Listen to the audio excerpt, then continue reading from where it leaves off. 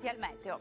Sole e caldo anche nella giornata di sabato, a dir vero in lievissima attenuazione dopo i picchi dei giorni scorsi in cui sono stati frantumati molti record dell'estate più calda di sempre, quella del 2003. Nel dettaglio sul Veneto sarà soleggiato su tutti i settori, il cielo sarà sereno e sgombro da nubi ovunque, non sono attese precipitazioni.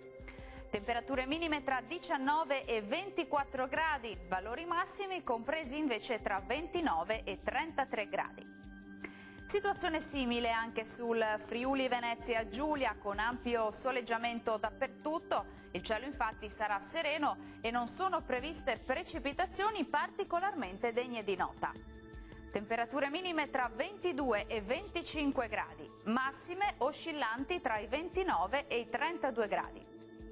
Non cambia la previsione sul Trentino Alto Adige, dove avremo condizioni di tempo stabile e soleggiato e il cielo si presenterà terso e limpido su tutti i settori.